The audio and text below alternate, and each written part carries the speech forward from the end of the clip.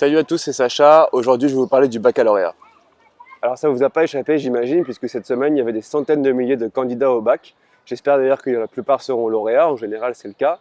Et j'ai envie de faire une petite vidéo récap, un petit peu récapitulatif. C'est quoi le bac dans notre histoire? Comment est-ce qu'il nous est apparu? Quelle est son évolution, surtout dans le temps? Et aujourd'hui, à quoi il sert? Alors, il faut savoir que la première fois qu'on entend parler du baccalauréat, c'est au Moyen-Âge.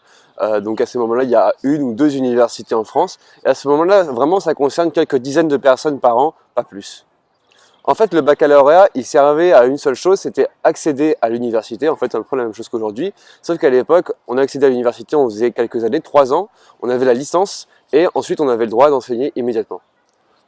Donc en fait, au Moyen-Âge, ça concernait vraiment une élite déjà économique, une élite culturelle et surtout une élite politique, puisque ça concernait surtout la noblesse et beaucoup le clergé. C'est-à-dire que le tiers-état, c'est-à-dire 99% de la population, ne savait même pas de qu'est-ce que c'était que le bac. En général, ils ne savaient même pas ce que c'était que l'université, tout simplement parce que la royauté, donc la monarchie en place à ce moment-là, n'avait aucun intérêt, si vous voulez, à éduquer la population et en tout cas à faire avoir une population sachante. Et ça, c'est vraiment super important et ça me note vraiment la différence du baccalauréat comme on le conçoit aujourd'hui. Alors, vous allez me dire pourquoi est-ce que la monarchie n'avait aucun intérêt à avoir un peuple éduqué? C'est un peu choquant comme propos, je le reconnais, mais en fait, c'est purement logique. À ce moment-là, ce n'est pas du tout le peuple qui élit le roi. Le roi est né roi parce que son père ou son grand-père, c'est ce qu'on appelle la dynastie. C'est-à-dire que le peuple n'a aucun impact sur la politique. D'ailleurs, le peuple n'a pas le droit de manifester, il n'a le droit de faire pas grand-chose à part payer ses impôts. Donc en fait, pourquoi avoir un peuple sachant, ou en tout cas un peuple savant? L'intérêt est assez vague. Donc du coup, au niveau budgétaire, la royauté utiliser vraiment son impôt pour développer l'armée, surtout développer les infrastructures, notamment sur les églises, mais pas vraiment pour faire des éducations de masse comme c'est le cas aujourd'hui. Alors tout change à la Révolution en fait, puisque la Révolution donc renverse la monarchie, on a même coupé la tête de Louis XVI et en 1793 et donc du coup l'intérêt aussi c'était d'avoir un peuple qui allait voter, donc qui allait participer directement à la politique et donc qui allait faire un choix. Et pour faire un choix, il faut d'abord comprendre quelles sont les politiques que le peuple doit privilégier, mais surtout comprendre quelles sont les affiliations. Pourquoi est-ce que je vais voter plutôt d'abord pour les Girondins ou pour les Montagnards? C'était la première composition de l'Assemblée nationale. Donc le peuple c'est parce que le peuple se politise que le peuple doit devenir sachant, et ça devient donc du coup un enjeu politique majeur d'éduquer le peuple, d'avoir un peuple vraiment acculturé et éduqué au moins à la politique. Et c'est vraiment capital de comprendre cet élément de bascule, puisque pour en revenir au baccalauréat, qui est vraiment le rite de passage républicain, on va commencer le baccalauréat comme vraiment le moment où le citoyen va être considéré comme prêt. Et d'ailleurs, quelques mois plus tard, en général, ça va être la première fois qu'il va voter, puisqu'en général, on passe notre bac aux alentours de 18 ans. Date à laquelle maintenant on peut voter en France. Je sais que pendant très longtemps c'était 21 ans, mais en tout cas vraiment le baccalauréat c'est un petit peu le moment où le citoyen va être adoubé sur le plan culturel et donc du coup va vraiment pouvoir participer à la vie politique avec toutes les armes en main. Donc la première fois qu'on voit un bac qui commence à s'approcher un petit peu de la forme qu'on le connaît aujourd'hui, c'est en 1808 avec Napoléon, où il y a un baccalauréat qui est structuré pour être démocratisé, c'est-à-dire qu'il y a de plus en plus de personnes qui vont participer au baccalauréat, de plus en plus de candidats chaque année. Il y a une filière littéraire, une filière qui est plus scientifique, et tout au long du 19e siècle, si vous voulez, il va y avoir un nombre de candidats qui va s'accroître d'année en année. Et donc du coup, de plus en plus de personnes qui auront le baccalauréat. Au passage, c'est bien que la première femme qui a été candidate au bac et qui l'a eu d'ailleurs, c'était en 1861. Donc du coup, voilà, vous voyez, presque 60 ans après l'intronisation du vrai bac, c'est peu dire. Et là, si vous voulez, c'est vraiment le nœud de mon propos, c'est que on va penser le bac vraiment c'est un rite de passage républicain à l'échelle du citoyen, mais aussi à l'échelle de la population. Puisque vous savez qu'en France, on a 3 républiques avant que la République soit vraiment installée. La première, elle dure à peine quelques mois, et c'est en 1791. La deuxième, c'est entre 1848 et 1851, donc elle dure 3 ans. Et là où le moment où on va vraiment instiguer la République d'une manière définitive, c'est en 1870, avec la Troisième République.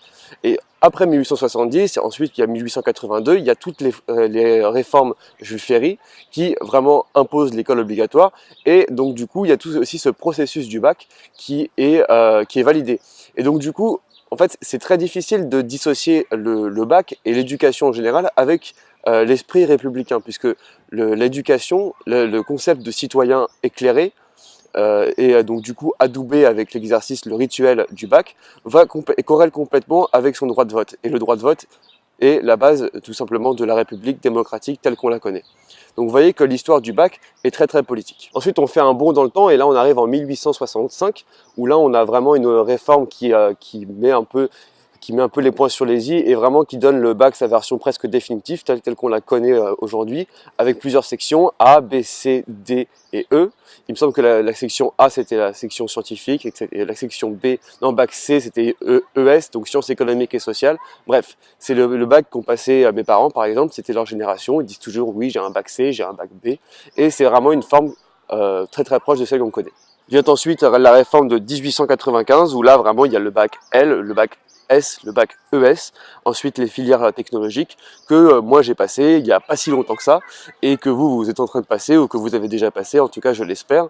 Et donc du coup là c'est vraiment le bac comme on le connaît aujourd'hui. Sauf que quand on regarde l'histoire politique du bac que je voulais présenter jusqu'ici, on voit bien qu'il y a un point de conflit. C'est-à-dire qu'aujourd'hui il y a plus de 80% de personnes qui se présentent au bac qui deviennent des lauréats.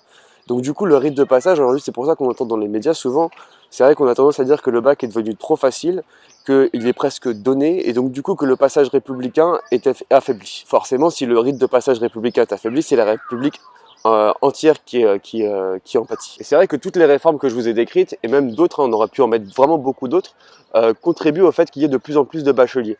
Pourquoi est-ce que les gouvernements voulaient qu'il y ait de plus en plus de bacheliers? Tout simplement parce que ça colle avec notre histoire républicaine, parce qu'on voulait avoir de plus en plus de votants, d'électeurs, qui avaient des armes en main, qui connaissaient la géopolitique, qui connaissaient le français, qui connaissaient les mathématiques, qui connaissaient la philosophie, l'épreuve un petit peu reine du bac. Et d'ailleurs, on peut noter que la philosophie, c'est sans doute la matière la plus politique qui nous est enseignée au lycée. Donc vous voyez vraiment que l'histoire politique et l'histoire éducationnelle, et donc histoire du bac, sont vraiment jumelées. Et là, on rentre vraiment dans un conflit aujourd'hui dans notre société contemporaine, un conflit qu'on ne sait pas résoudre entre deux options.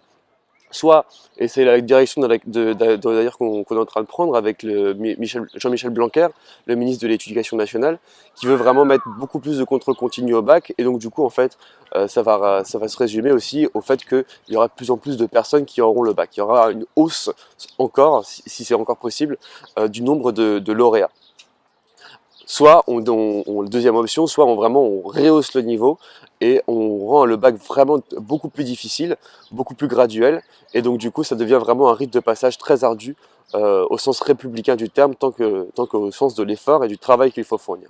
Voilà, c'est à vous de vous faire votre avis. En tout cas, j'espère que j'ai bien restitué toute cette évolution historique du bac et je vous ai bien montré aujourd'hui pourquoi est-ce que c'est une actualité super intéressante, vraiment ancrée culturellement dans notre société, et pourquoi aussi il y a des points de tension, et j'ai essayé de donner donc des clés pour que vous les compreniez, si ce n'est pas déjà le cas. Si vous n'êtes pas d'accord avec moi, vous n'hésitez pas à poster un commentaire. Moi, j'accueille très très bien la critique. En attendant, on se retrouve très très vite pour de nouvelles vidéos, de nouveaux contenus, de nouvelles actualités et de nouveaux raisonnements historiques. Allez, ciao!